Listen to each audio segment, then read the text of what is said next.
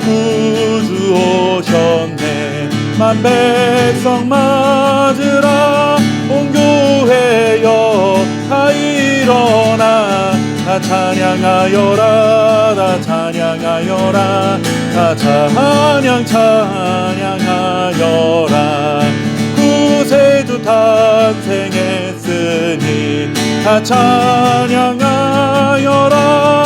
이 세상에 만물들아 다 화답하여라. 다 화답하여라. 다 화답하여라. 온 세상 죄를 사하려 주 예수 오셨네. 죄와 슬픔 몰아내고 다 구원하시네. 다 구원하시네. 다 구원하시네. 은혜와 진리 되신 주 다 주관하시니 만국 뺏어 우주 앞에 다 경배하여라. 다 경배하여라. 다 경배하여라.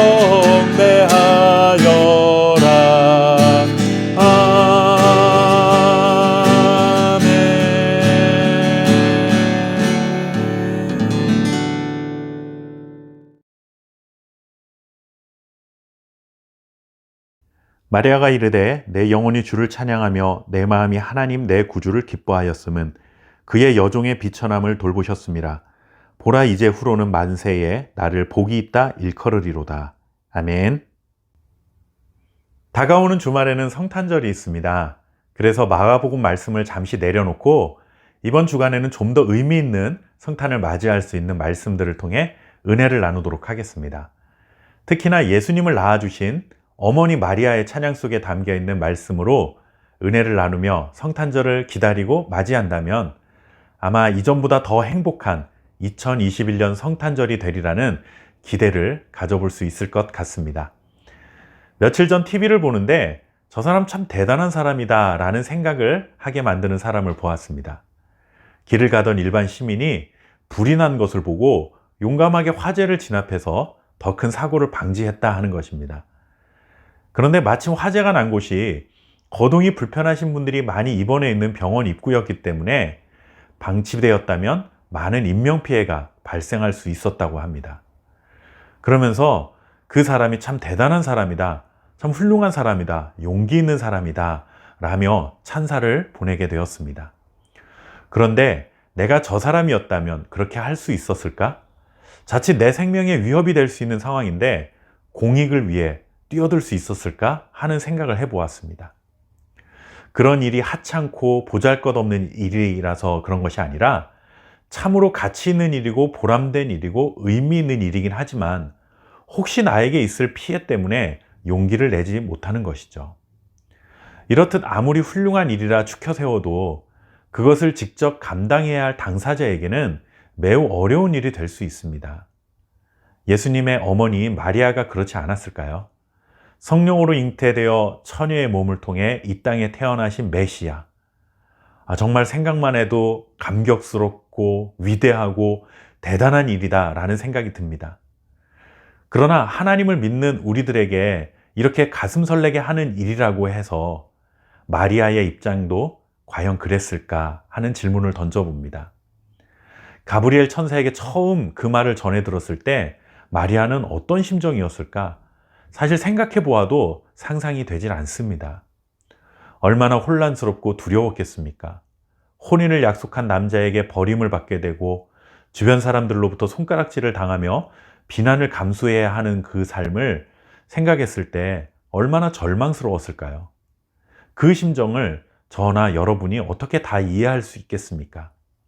그런데 그런 마리아가 내 영혼이 주를 찬양하며 내 마음이 하나님 내 구주를 기뻐합니다 라고 찬양하고 노래하고 있습니다. 어떻게 이런 변화가 일어날 수 있었을까요? 그것은 하나님의 말씀이 마리아의 영혼에 닿았기 때문입니다. 이것이 바로 하나님의 말씀, 복음의 능력입니다. 두려움과 절망 속에서 신음하던 영혼이 하나님을 찬양하며 하나님을 기뻐하는 자로 변화되게 만드는 그 능력이 바로 하나님의 말씀 안에 담겨 있는 것입니다. 우리는 지난 2년간 코로나로 인해 절망의 시간을 보내고 있습니다. 많은 분들이 정말 지긋지긋하다고 말할 정도입니다. 언제 끝날지 이제는 기대하기도 지친 것이 사실이죠. 그러다 보니 코로나만 종식되면 삶의 행복이 찾아오고 기쁨이 넘쳐나고 소망이 가득할 것 같습니다. 그러나 정말 그렇습니까?